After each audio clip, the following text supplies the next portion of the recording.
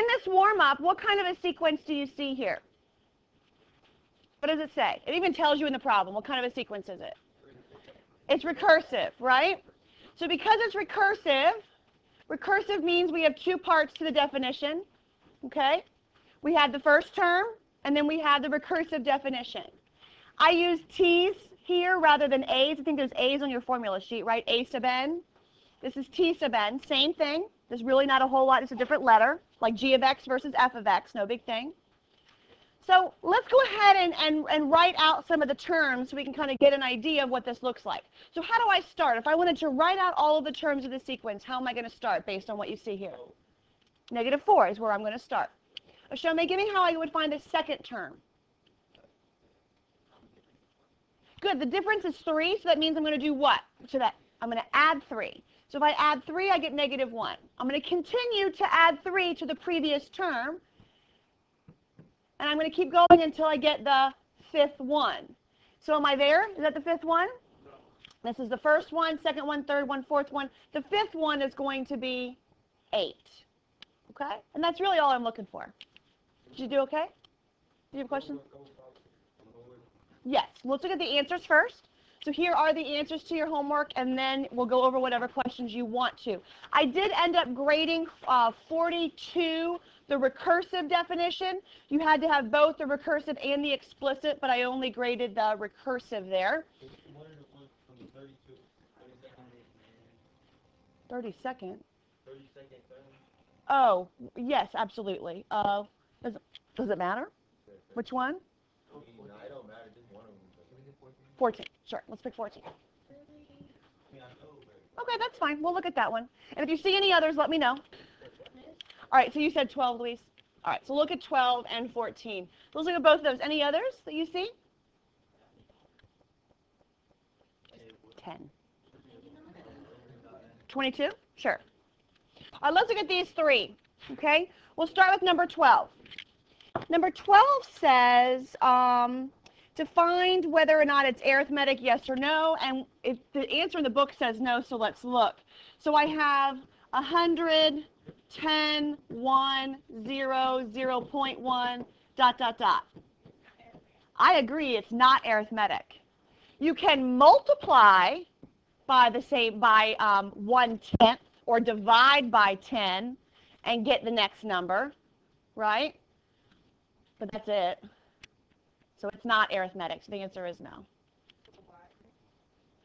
Arithmetic sequences, you add or subtract the same number to get the next one, right? And so this is definitely not arithmetic. I agree. Did you maybe write down the wrong problem? But even dividing by 10 wouldn't be arithmetic. So it's actually neither because of that 0, isn't it? Right? Because 1 divided by 10 is not 0, is it? So it's neither. But this would actually, if the 0 wasn't there, it would be a geometric sequence. It's 0, I think it's 0, 0.1. Did I write it down wrong? Oh, there is no 0 there. It's that. It is that. So it still would be a geometric sequence because you are dividing by the same number each time. Okay? This is geometric, not arithmetic. So the reason why it's no is because it's not arithmetic. You're not adding the same number. But we're going to talk about what it means to be geometric the second half of class today. Okay? Let's look at 14. 14 is one Shamar was wanting to look at. Find the 32nd term of each sequence. So in 14, this sequence is written as -9, -8.7, -8.4, etc. So because it's asking for this 32nd term, I could continue the pattern until I get to the 32nd one. But that's going to take a while. So what was the shortcut that we talked about last class? Find the what? What is the shortcut? What do I need to find? What did I find in 42 and 44? I found the formula. Okay? So I need to find the formula here as well. So in order to find the formula, I have to have a sub 1, and I have to have the common difference. What is the common difference here? How do I get from -9 to -8.7? I'm adding 0.3. If you're ever not sure, you can just subtract the two numbers and see what comes up. So in other words, I would take -8.7 and I would subtract a -9, and you get 0.3. So if I ever am not sure, I can take one of the numbers and subtract the previous one, and it will give me your common difference. Okay? And that will always work.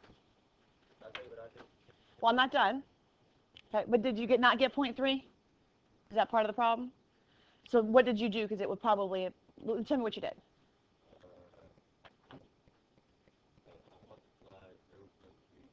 Well, if you multiplied, it wouldn't be arithmetic, would it? No, I multiplied times 30. Oh, no. Okay, so you found 0.3. Okay, let's look and see what we did. We gotta write the formula first, okay? The formula is the first term plus n minus 1 times d.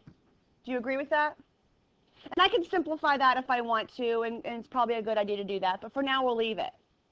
It's asking you for the 32nd term. So the 32nd term is a sub 32. That just means I'm plugging in a 32 in for n. Right? That's all I'm doing. Okay, that's all I found. Once I found the formula, then I just plug in 32. So I'm going to go ahead and I just type it into my calculator right now. Not times. I'm putting 32 in the formula. Okay? So I have -9 plus 32 minus 1 times 0.3. And that's where I get 0.9. Chris, stop playing with that. -9 is the first term, right? Is your homework? It's not, if it's excused absence? Excused tardy, whatever? I can see what it is, yeah. Okay, thank you. All right, let's look at 22. Okay? Let's look at 22. So question 22 says, find the missing term of each arithmetic sequence. So I have something, and then I get 98, something, and then I get 66. And I just have the one term in between the others, and I'm trying to figure it out. Okay? Since it's arithmetic, I know that I'm going to add the same number to get from here to here and from here to here. I'm going to add 2 of these D's, whatever they may be. You're going to subtract. Then you're going to add them together and divide by 2, actually. Okay? So another way to do this is we're going to look at it, what if there were 2 terms in the middle? What if there were 3 terms in the middle? We're going to do that today. So I'm going to show you this one from a different perspective. So hold on just your thought for a minute. I realize you could add these 2 and divide by 2 and get the answer. You're finding the middle. That's fine. But I'm going to show you a different way because it's going to be harder in a few minutes.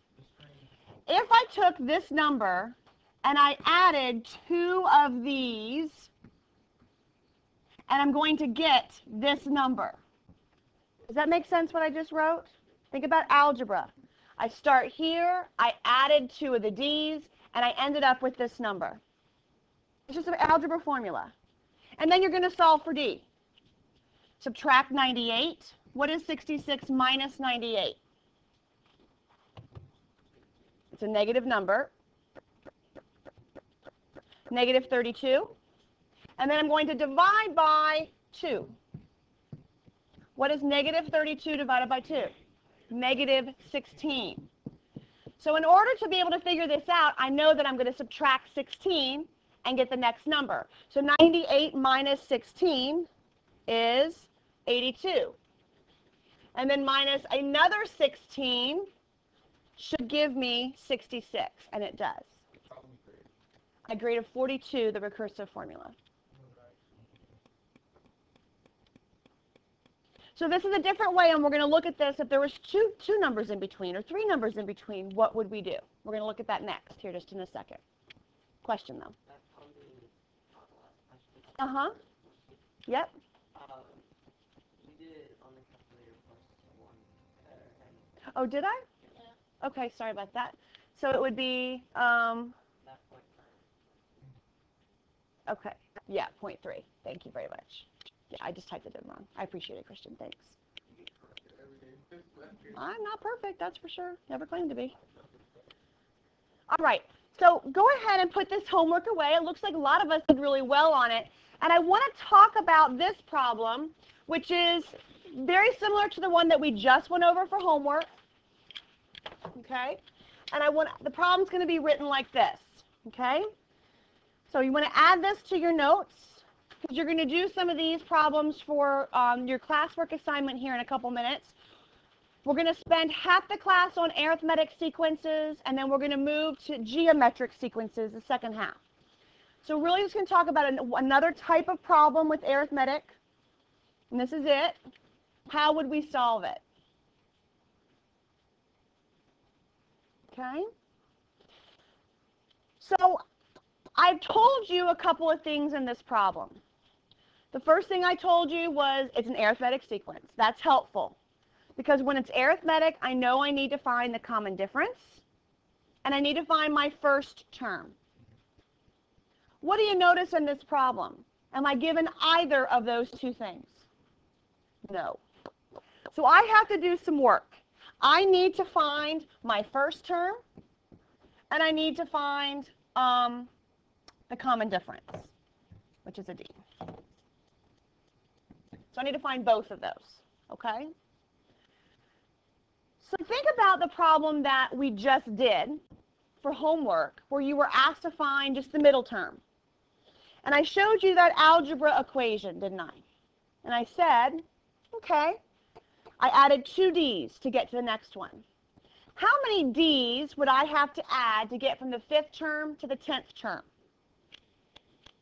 Well, let's look at it. From the 5th term to the 10th term, I know there's some numbers in front of here, and I know there's going to be some numbers after here. The 5th term is 7. How many D's am I going to have to add to get to that 5th term?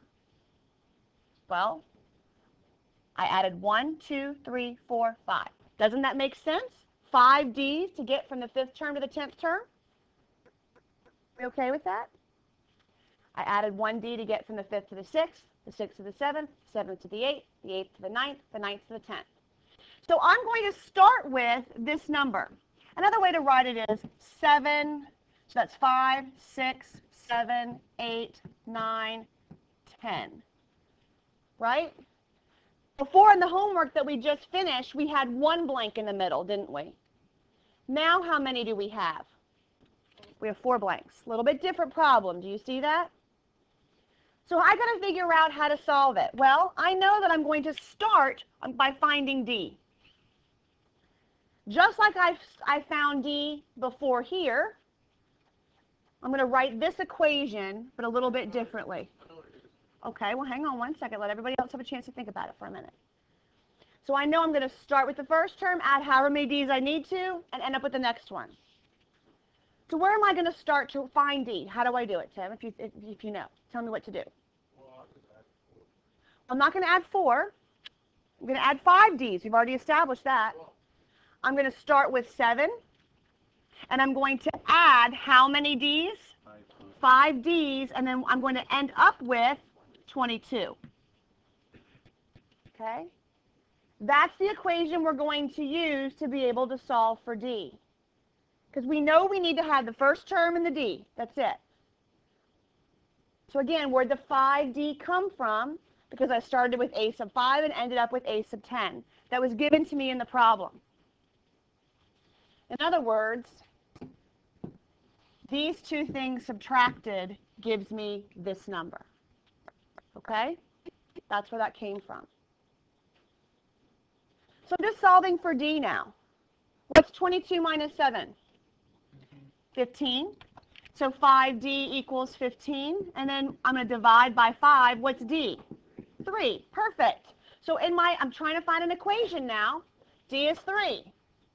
Awesome. Can I find some of these middle terms if I wanted to? Sure. I would go, give me the next ones. 10, 13, 15. Oh, 16, sorry. 19. Yep. So it's a good idea to check it to make sure it works, right? So it worked. How do I find the first term? Go backwards. Perfect. So if I subtract 3, we're going to go back. So this is the 5th term. We're going to do the 4th term, 3rd, 2nd, 1st. made my line a little big. So let's go backwards. So 7. So we have 5th, 4th, 3rd, 2, 1. Okay, good. So 7 minus 3 is 4. Minus another 3 is minus another 3, minus another 3. All right, so I'm starting with negative 5. I want to find the 15th term. So I could just keep adding, but what if that said find the 100th term? Formula. Okay, so let's just write the formula. I get it that you don't have to here. You could have just added up. But let's just practice using the formula. What would the formula be? Explicit formula. Your first term plus minus 1 times 3. If we wanted to simplify that, we could distribute the 3. 3n minus 3 plus a negative 5.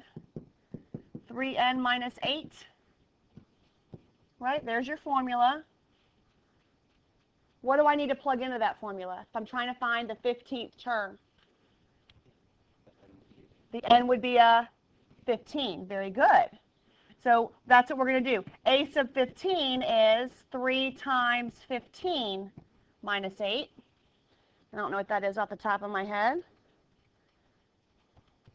And it's 37. That would be my final answer.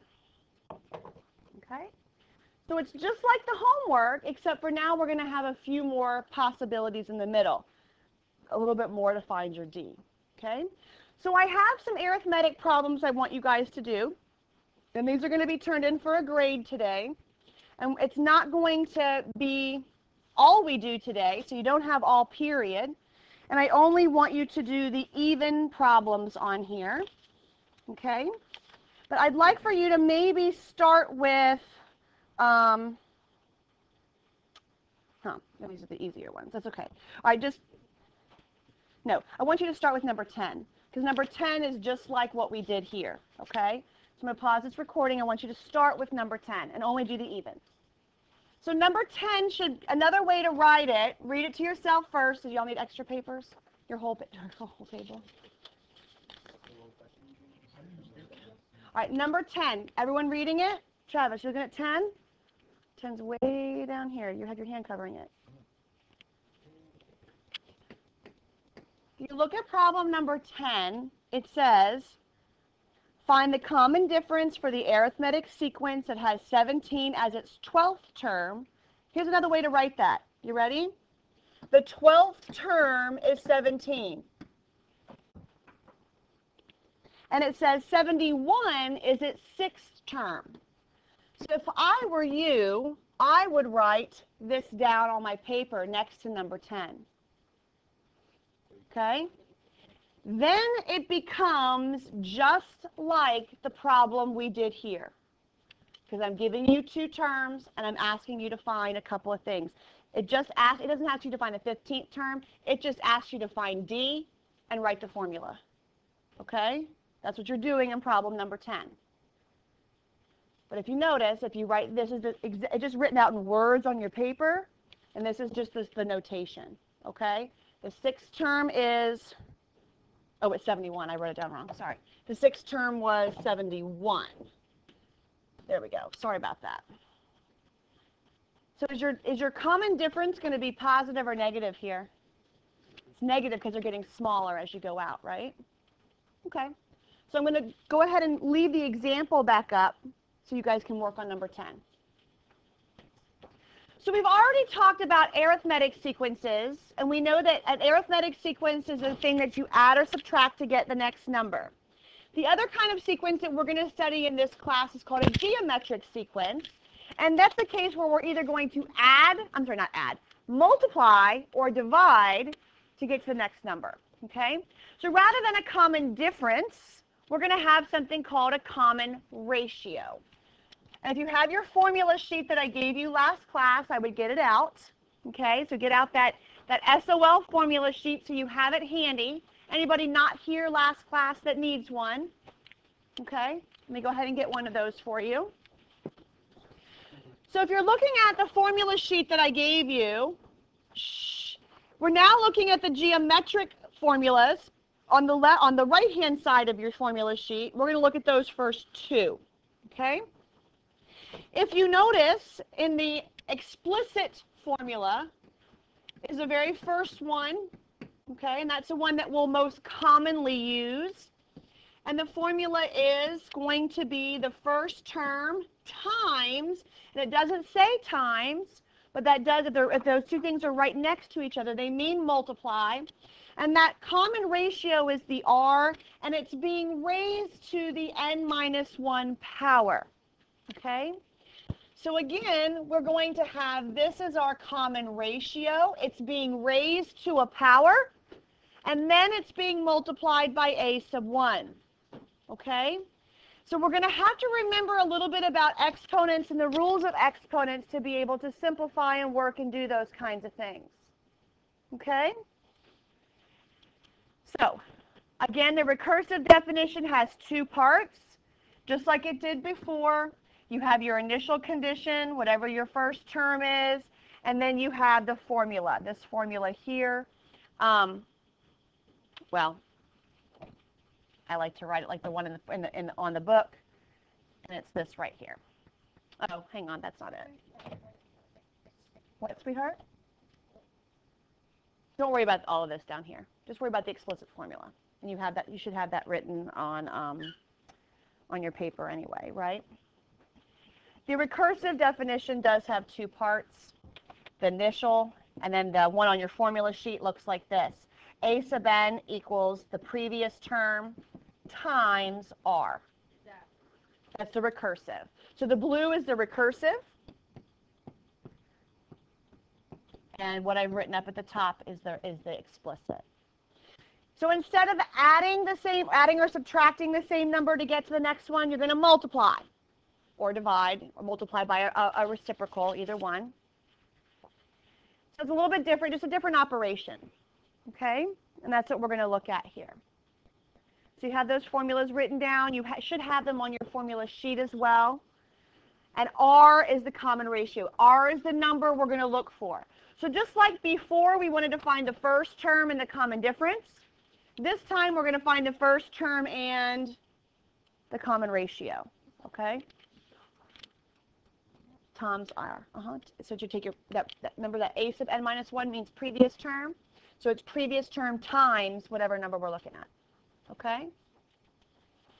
So let's look and make sure we can identify what it means to be geometric. Okay? So let's look at this first example. 2, 4, 8, 16, dot, dot, dot.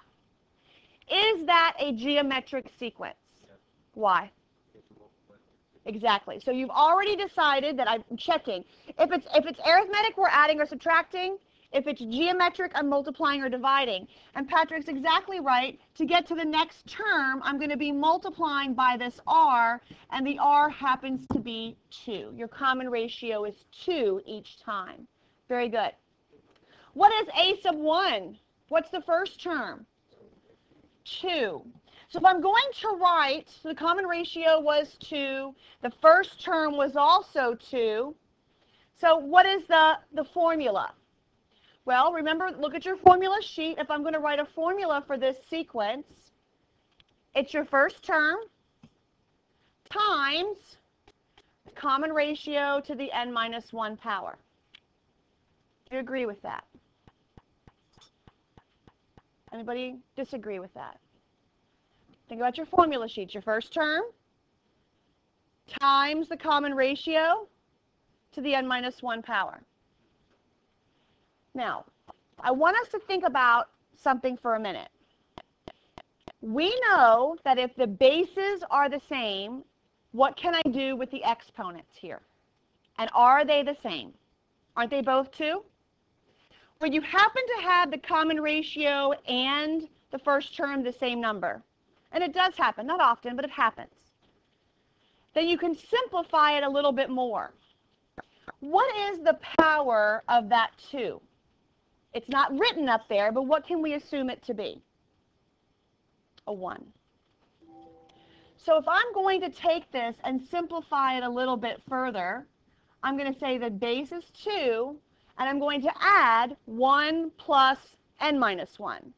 And what does that simplify to be? N. So we could see it either of those ways in this particular case. I would accept either of those answers. Sometimes you'll see just the second one, and you'll have to recognize that 2 can be written like the first one. It's both the common ratio and the first term. Because whenever you have the bases the same, you keep that same base and only add the exponents. Okay, that was one of the properties back when we did exponents a few months ago. Kind of like x squared times x to the 4th. Isn't that just x to the 8th?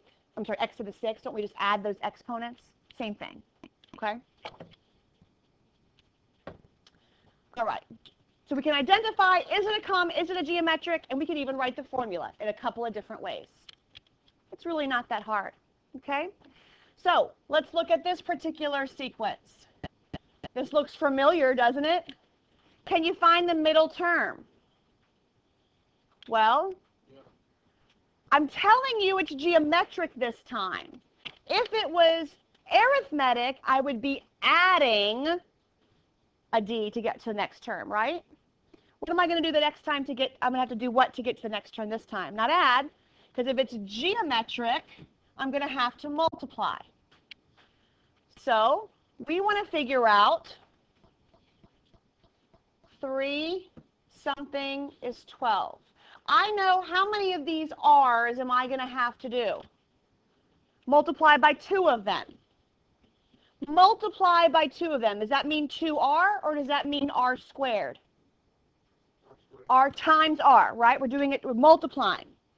So in other words, I'm going to start with 3 and I'm going to multiply by 2 of these r's and I'm going to get 12.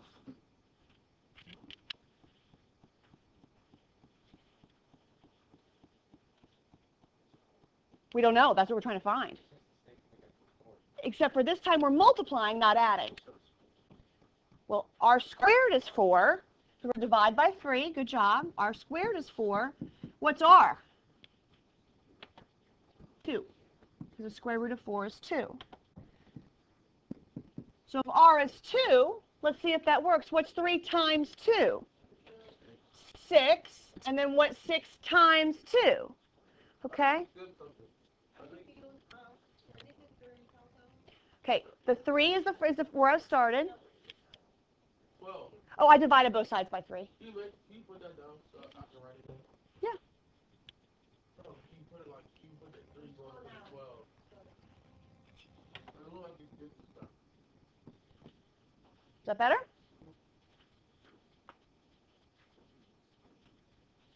Because r squared, I'm undoing the square. I'm trying to get r by itself, solving for the r. It's exactly the same thing we did before, except for rather than add, this time I'm multiplying. That's the only difference. So, like, for that, r squared. Where did the r squared come from? Let's ask that question. Because I got 2 of them. Okay, that's where the r squared came from. Oh, so we got 2 just for r squared. Yeah. If I had 3 r's, there you go. Let's try one with 3. Want to? Yeah. I think, question first. So like if you had the exponent of 3 or the index or whatever Exponent. so you would square root with the index of 3. A cube root, yes. Yeah. Yes. We'll just do one with 3. Let's try it. Okay? Well, that one that would be hard for me to do in my head. I think 3 is probably the most we would do. Okay? Right, that one you could do in your head. I agree. Let's pick a harder one. Let me see if I can find a harder one to do out of the book, okay? Let's pick one that's harder. Because I agree, we don't want it to be you don't want it to be so basic that when you get to the homework, you're stuck, right? So I agree. So let me find one. Where's my geometric? Here we go. Here we go. Let's try this one. Okay, you ready? So I have that the first term is 2.5.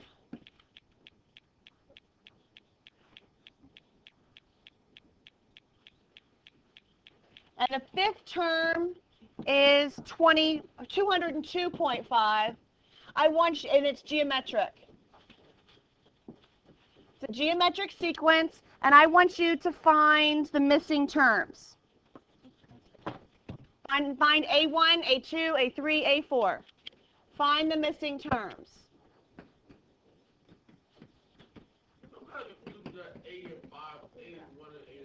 Okay, that's why I'm starting with that different notation. Okay? So what does this mean? Let's write it out like you would write out a string of numbers. Okay? Where am I going to start in this problem? 2.5. Good. And then I know I have some missing terms, so I'm going to put blanks for them. So that's the first one, the second one, the third one, the fourth one, and then I have the fifth one. So that's what that notation means, okay? The first term is 2.5. I don't know the second, the third, the fourth, but the fifth term is 202.5. April, question? Well, hang on. You're close. Well, be careful. It's not R third, it's R to the fourth.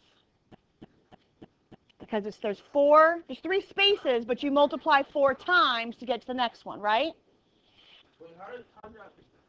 I'm going to show you. Just like in the problem before, didn't we look at these and subtract them? So there are 4 R's, because 5 minus 1 is 4. There's 4 R's that we have to get through. I'm going to multiply by 4 R's, which is R to the 4th power. So 2.5 times R to the 4th is equal to 202.5. So Christian, this kind of goes along with your question. We have a different number, don't we? Different exponent. Before I move on, I want you to make sure that you know where R to the 4th came from. I know. Okay, so look here, Tim. Hang on. Tim, look.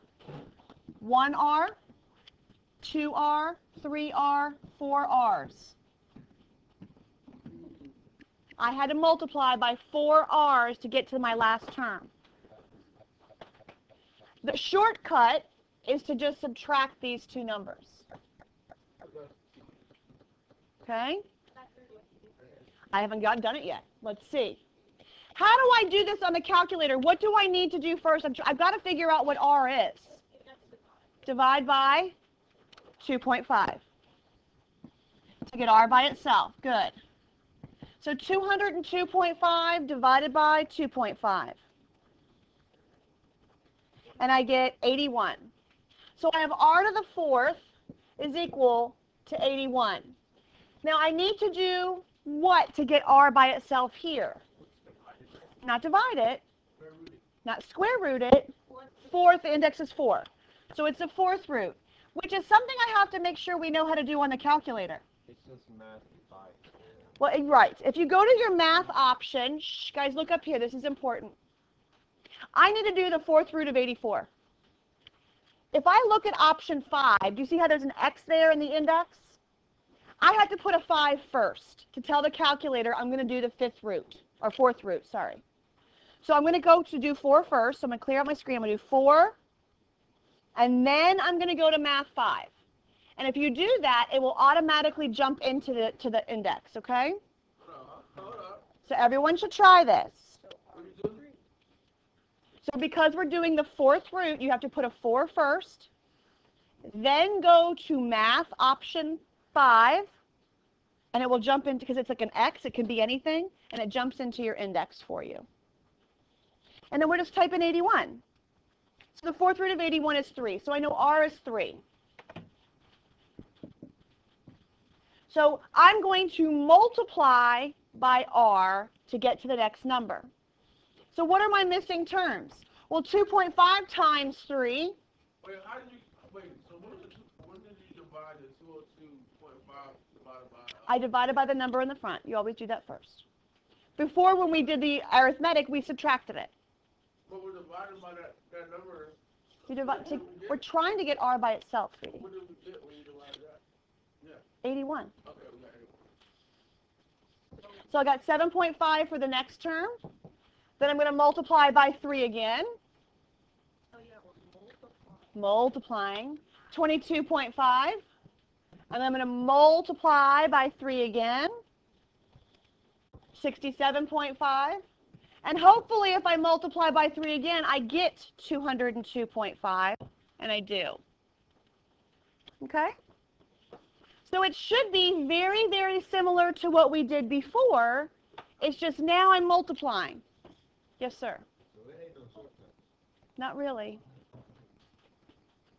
Next class, I'm going to show you a couple shortcuts on series, which you'll like. Okay, but right now we don't have many. You guys got to use the formulas. Okay? Well, show me. No, because I'm the ones you just turned in, or the quizzes. No, because there's some people who have to take it this afternoon. Or Friday, hopefully, okay? Very high. Most people on the functions quiz? Probably a C. Not very hard. I thought she meant what you did today. Okay, we're still not finished. I want to try to use a geometric sequence, okay? And here's an example of why do we care about geometric sequences and what are they used for? They're used actually for a couple of things. One, all sequences in series are used in calculus, which is a whole different branch of mathematics. So if you ever get to that point, you'll see these again. But here's a physics example of when geometric sequences are used.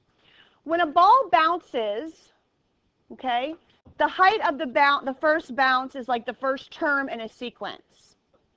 And then don't you agree that because of friction and gravity and things like that, that the ball doesn't bounce the same height every time? It gets smaller and smaller and eventually stops bouncing? You're right, you've bounced a ball. You know that works. So the height of the bounces actually is a geometric sequence. The first bounce is so high. The first bounce is 100 centimeters high. The common ratio is 7/10. It bounces 7/10 as high every time to get the next height. So if I know that is the situation, to find the height of the 20th bounce, I need to use the formula. Look at the formulas here that you see and tell me which one would match that scenario.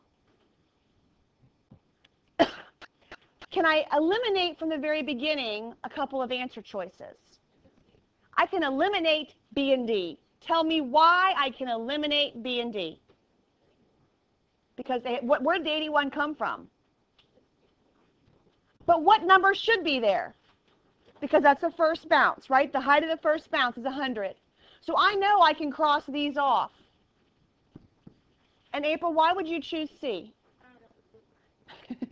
Well, look at your formula sheet. Isn't the n-1 up there? So that's why I know that's true. The only way that it would not be an n, it would just be a plain old n, is if these two numbers were the same. And they're not. It's in the formula if you look on your formula sheet. Right? It's right there. Okay, so that's a situation where these a real life situation where these geometric sequences can be found. Okay? If I wanted to find the height of the 20th bounce, what do you think I would do here? I want to find the height of the 20th bounce. What do I do? Plug in, replace n with a 20. So let's do that. How would I plug that into the calculator? No? I'm going to plug n for 20. So I'm going to say 100, parentheses, 7/10. Travis, I don't see you doing it. Ain't nobody doing it. You sure are. I want you to do it. How do I get that n-1 up there? The caret thing, okay. And I'm going to plug in 20 minus 1, or 19. Either way is fine. The height of the 20th bounce is pretty small. Even if I start out at 100 centimeters high, now I'm at 0.1 centimeters. Does that make sense that it's so small? So that's what it is. The n is the number of bounces. In this case, yeah. And you've done that. It doesn't take very long for the ball to stop bouncing, right? So that kind of makes sense. It probably wouldn't. I agree. Okay. Last question I'm going to have for you today is this. Can you think of a situation where an geometric, it's going to be a geometric sequence, where the numbers would go positive, negative, positive, negative, positive, negative. Yeah. So let me, Pick it a rock. so hang on. Okay, so let me give you an example, okay? And I want you to tell me some things you know about this particular sequence. You ready? You gonna ask us, and you gonna come out to me. You gonna give us an example. No, I'm going to give you an example. I want you to write the formula.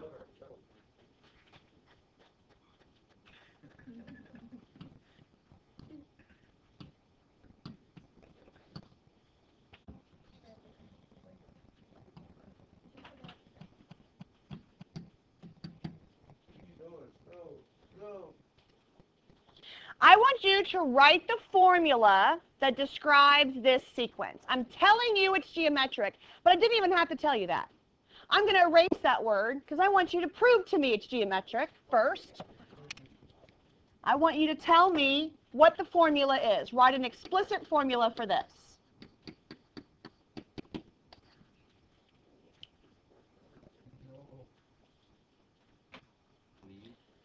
Bradford?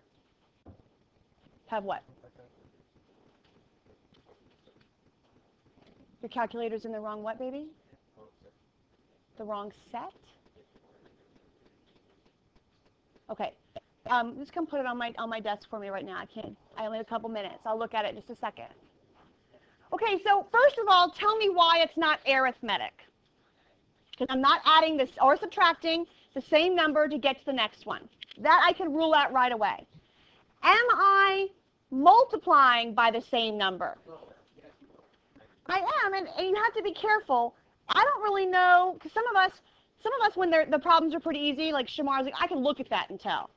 I'm not sure that many of us can look at this one and tell me what R is. It's not -3, okay? It is -1/3, however. So let me just see how we would get that number. And this will always work, so watch. If you're trying to find the common ratio, I can take these numbers and divide them. And I should get the same number every time. -5 divided by 15. Okay? I can take 5/3 divided by -5.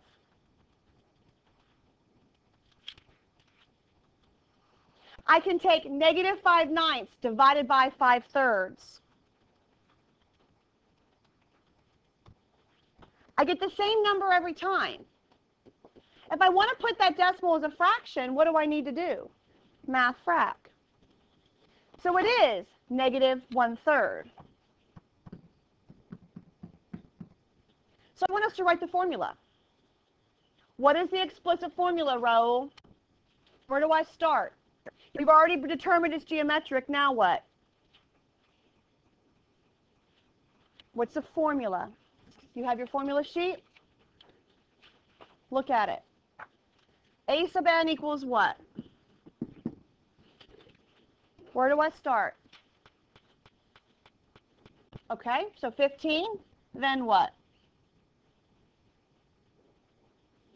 Nope, 15 is a sub 1. Go ahead, help him out, Daniel. I probably am going to put that in parentheses, especially since it's a fraction, and I'm multiplying them, except for I have to raise that one to a power. What power do I raise it to? I'm just writing the formula, right? So n minus 1 just goes in the formula. And that is the formula that describes that sequence. First term and R. That's all you're plugging in. It's having to find R that's unusual sometimes. Okay? I just showed you. You take this number and divide by the previous one. This one divide by the previous one. You would subtract them if it was arithmetic. But since it's geometric, I'm going to divide. Yes? It's always what you're multiplying by, not by what you're dividing by. Since I went backwards, I divided. But yes, to go forward, you would multiply. Because if you divide it by it, it's 3. But if you multiply it, then that's by 7. If you're going forward, you multiply. Yes. Backwards divide. Yes. Formula, so like if you're dividing, that would be the formula, right? If you're, where you have the 15 times -1/3. You can't multiply these. Guys, this is really important. Very, very, very important. I absolutely 100% cannot multiply those two numbers. This is absolutely 100% not the same thing as negative 5 to the n minus 1 power. 100% not. I cannot multiply these things because they have different bases. This is being raised to a power, and this one's not being raised to a power. And that is an extremely common mistake.